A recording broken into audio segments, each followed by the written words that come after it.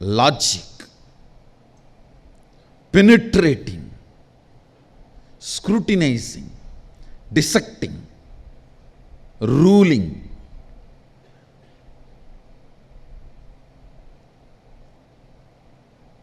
All the aggressive and active tendencies, the Ananta Kalyana Guna, the thousands and thousands of auspicious qualities Sadashiva radiates, in that all the aggressive active qualities radiates through the right eye. Surya Mandala, love, compassion, making it happen, keeping it together, far life, pro-life. Those energies radiate through the Soma Mandala, the left eye. Understand? Romance, love, compassion, far life, keeping it together, making it happen, breaking all the obstacles. All those passive but foundational qualities for life in the Ananta Kalyana Gunas of Sadashiva, the foundational qualities for life, they manifest through the Soma Mandala, the left eye. Giving enlightenment happens, manifesting all the powers, initiation, liberation. All those activities are done through third eye. Kalabhairava and Veerabhadra have been manifested through the right eye. The powers of the right eye, the jata and nail. Subramanya manifested through the third eye. Ganesha manifested from the Soma Mandala. That is why he is remover of all the obstacles. He is always for life, pro-life. He always votes for life, pro-life.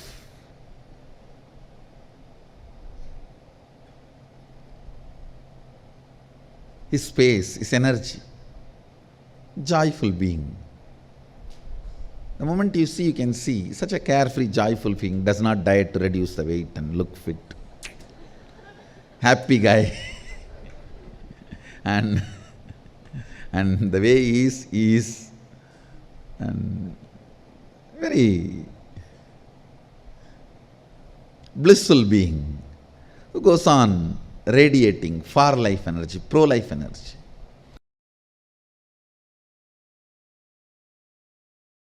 The other day was defining chastity.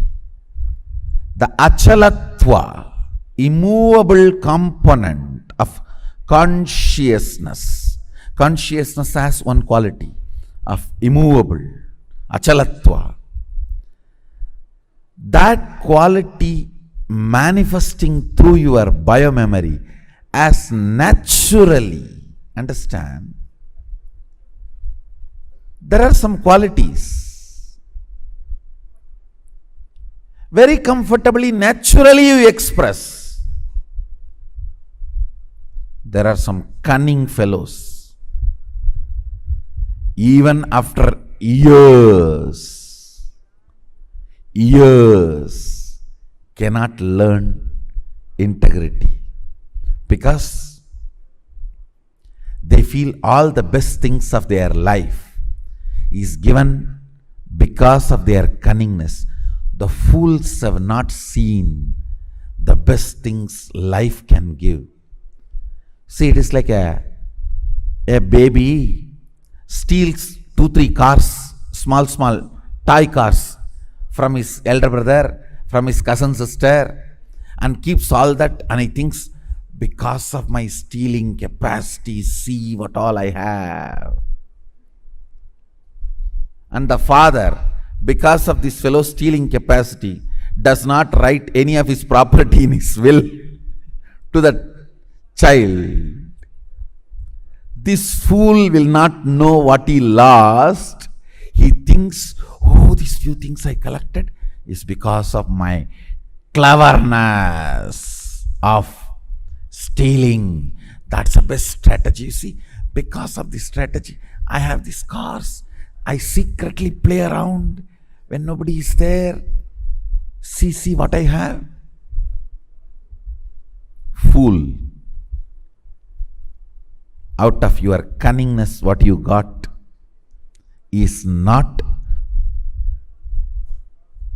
what was reserved for you by cosmos, what you deserved because of your cunningness. Understand?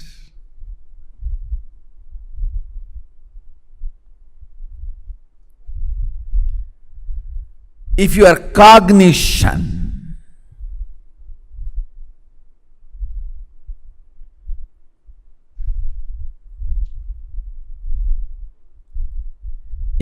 cognition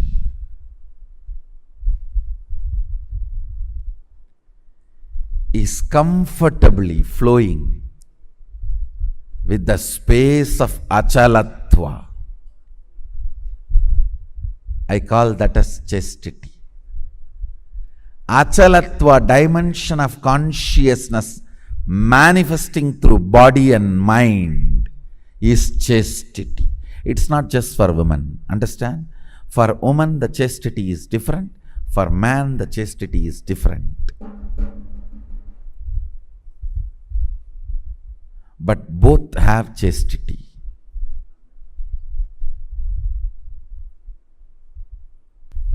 Now understand the fundamental definition of chastity. You see, your consciousness has many glorious dimensions. Eternal, pure. Whether you are complete mirror or distorted mirror, sun cannot be touched by you. Sun cannot be touched by you. You can play with the reflection, but not with the sun. Your consciousness, pure consciousness, has many good qualities. Eternity. It's eternal. Achalatva, stability. Pure, self-effulgent, always alive.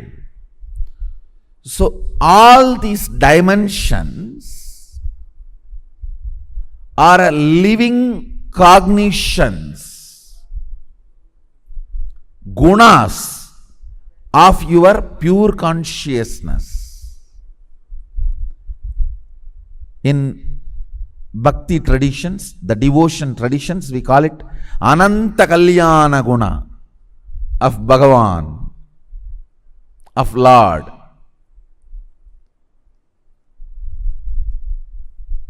Ananta Kalyana Guna of Lord. This one Kalyana Guna, one auspicious guna, character of your consciousness, achalatva, that manifesting through your biomemory, muscle memory, consciousness, is chastity. Chastity is one of the health of consciousness. Understand the word. Chastity demonstrates your consciousness is healthy.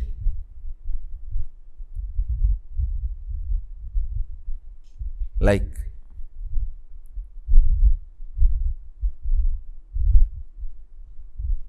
Only mentally healthy person will be courageous. Understand? Sometimes the stupid decisions you take out of cowardness also may be appreciated by others as a bold step. No, that is not courage. Courageousness is health of consciousness. Same way, chastity comes when your consciousness is healthy. Integrity comes when your consciousness is healthy. Understand? The cunning,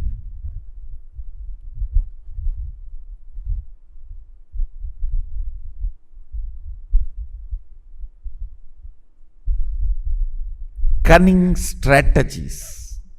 You may steal few toy cars and toy houses and keep it secretly. But you will miss what Sadashiva reserved for you.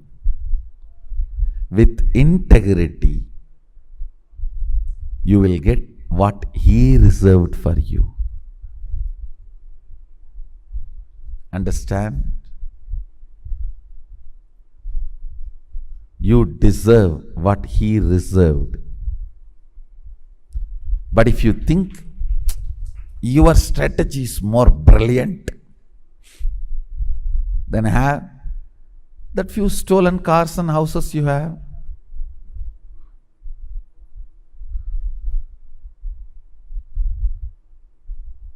Believing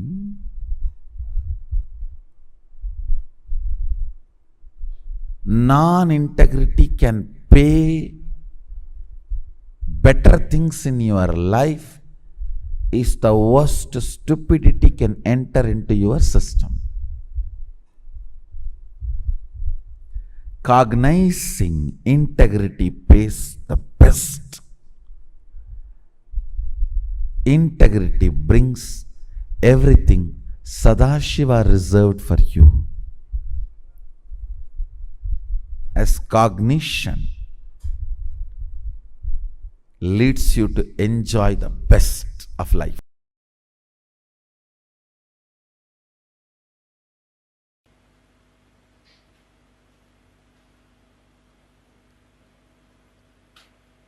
Mahadeva is uncomparable, unique energy and beyond ego, just a simple innocent being. Asudosha, above all, the eternal bliss, eternal fulfillment. Remember the 7 qualities of Mahadeva. I have connected the 7 chakras qualities.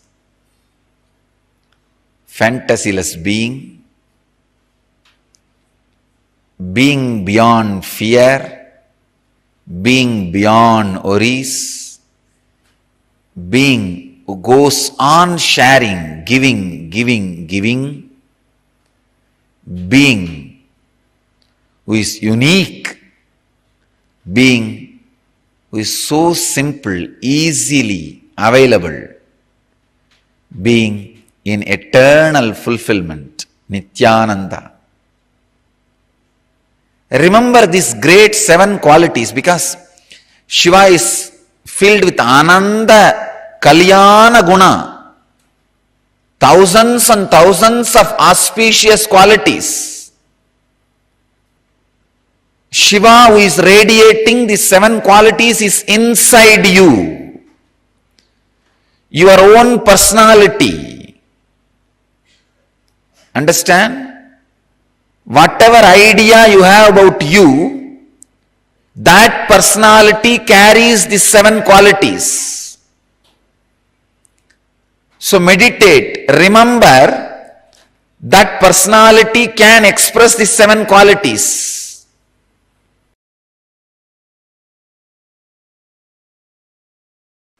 Shiva is not just the totality of few auspicious qualities So by meditating on it, you become that. He is totality of auspicious qualities and consciousness.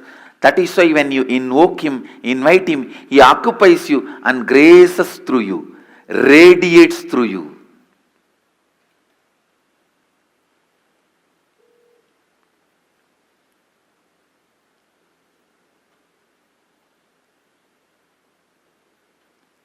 Not only He introduces Himself to you, He introduces Himself through you to everyone.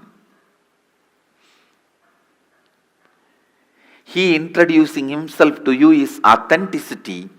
He introducing Himself through you to others is enriching. Mahadeva is the conscious intelligence. Shivoham is not technique, it's a conscious process. Meditate on Shivoham. Don't think your japa repetition, the strength of your meditation is going to bring the results. No. He is conscious intelligence. You meditating is nothing but invoking Him, requesting Him to fill you, to radiate through you.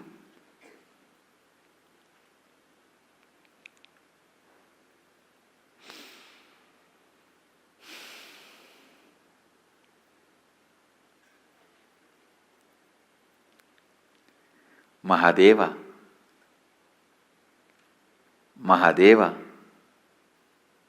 is pure consciousness. Mahadeva is embodiment of purity.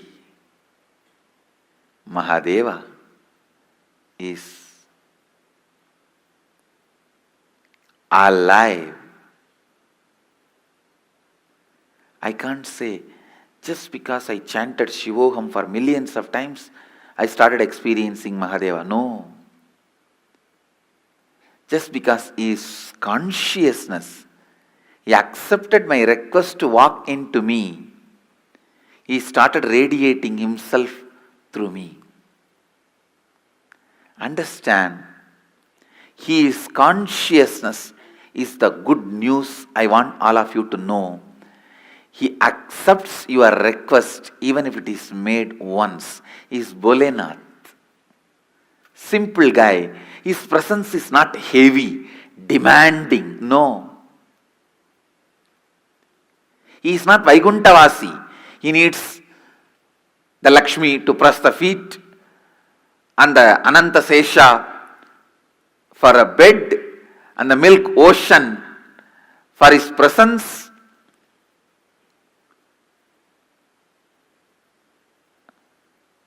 And all the best things, Shamantaka, the greatest jewelry for wearing. No, I am not disrespecting Vishnu. All I am trying to tell you is,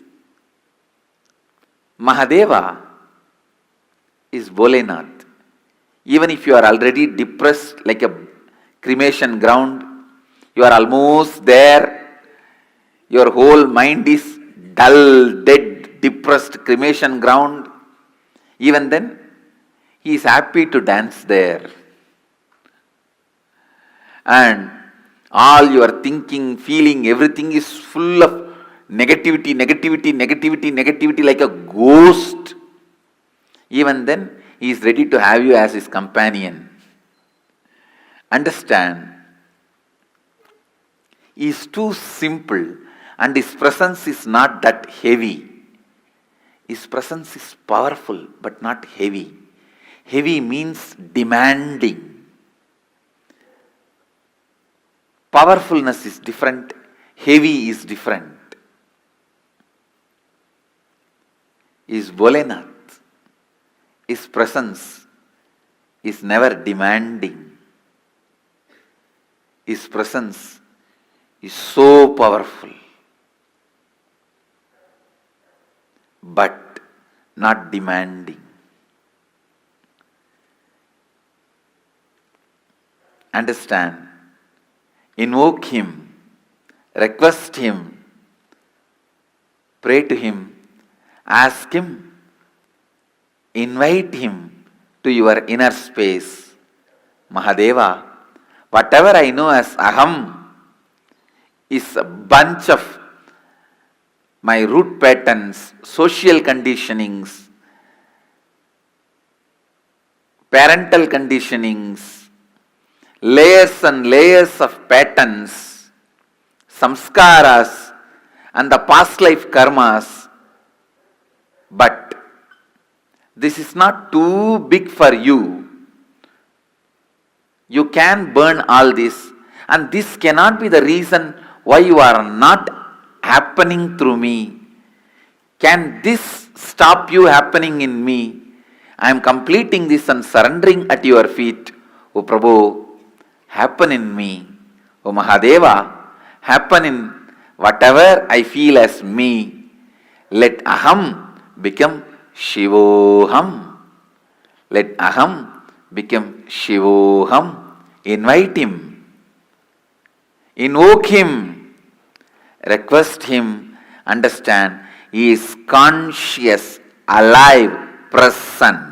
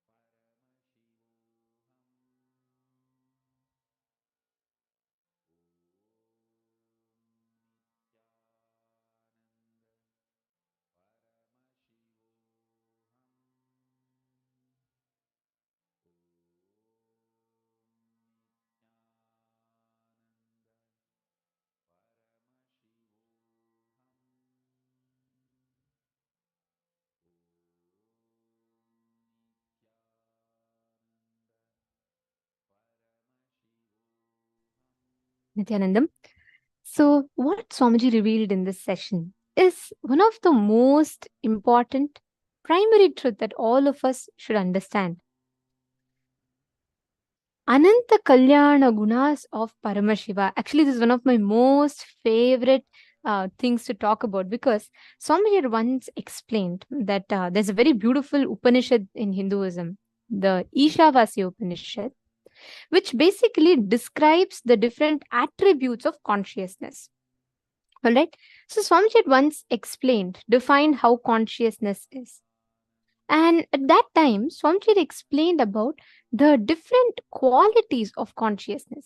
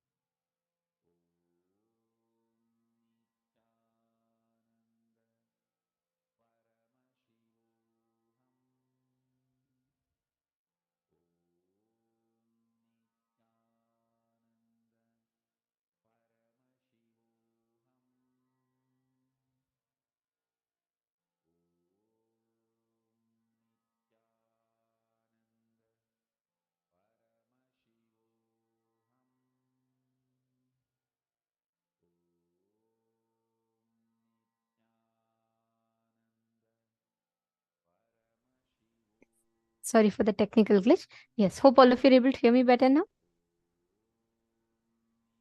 All right. So like I was sharing, right? So Swamiji was revealing about the qualities of consciousness, okay? One of the most basic primary qualities of consciousness that Upanishad very beautifully declares, Manaso Javiyaha, means it is swifter than the mind.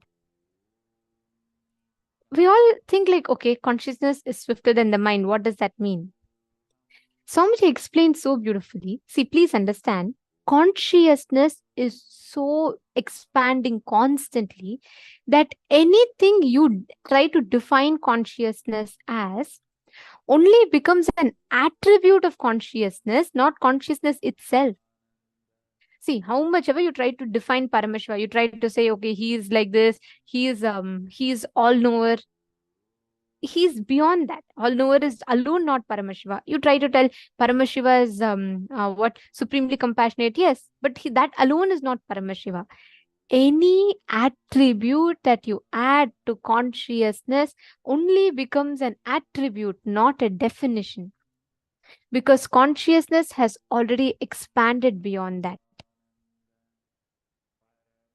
So please understand, any aspect or attribute you give to consciousness, consciousness expands beyond that. The Ananta Kalyana Gunas, the most auspicious eternal attributes of Paramashiva, are all the manifestations of himself: compassion, love, grace, ferociousness, beauty, then intensity, sincerity, hard work. All of them put together forms the Ananta Kalyana Gunas of Paramashiva. Understand? Only a person who is smart, who is intelligent, who understands the science of what Paramashiva is can grasp this truth. Whenever you're having a difficulty, whenever there is a conflict in your inner space, when you connect to Paramashiva, you manifest absolute bliss, absolute joy. See, today all of you are here on your 21st day of Paramashivoham, right? Can I ask each of you to share what is the one most powerful click you received in this Paramashivoham? Can I request each of you to post? What is that one most powerful thing that you felt like, oh my God, this completely changed the whole ball game? What will that be? Can I request each of you to post? Oh wow, nice to see. I see many of you with turbans. I request all of you also to dress up as Swamiji today. Come on, today that is the speciality. So we don't miss this. I request all of you to dress up as Swamiji. Madhyana's beloved, I have not seen Swamiji with a cap. I see you with a cap. Come on, you should dress up like Swamiji.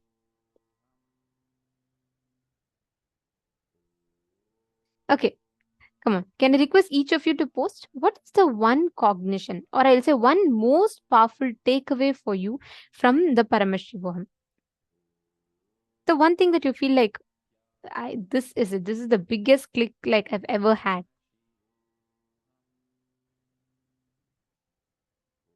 Okay, Ma Parmeshwari is saying breakthrough in power manifestation. Okay.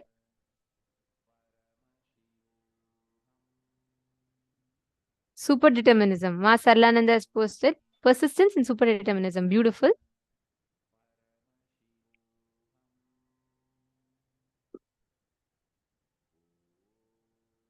Ma Vimala Nambir has posted Mahadeva happens in me. He's alive in my consciousness. Okay. Ma Jennifer Poirier has posted will persistence. Wonderful. Ma Ratna Prabha has posted one step movement towards spirituality, cognition shift about perception. Beautiful.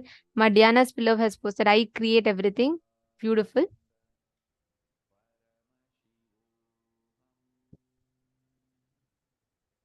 Come on, male side, what is the click? Fabio Bruno Aya, Luca Brundo Aya. Can I request all of you to share? Pankaj Kankar Aya, Surendranath Nambiar Aya, Carlos Mandos. What is the one big takeaway for you? Everard has posted, I am Paramashiva to manifest as his boon and keep integrity with inner completion going through the Maya matrix. Wealth is auspiciousness as my integrity as an enrichment. Okay. And Shane Denise has posted, there is nothing but cause and effect going on. Unclutching is non-judgmental and being neutral. Very beautiful. Okay. I'll tell you all why I asked this.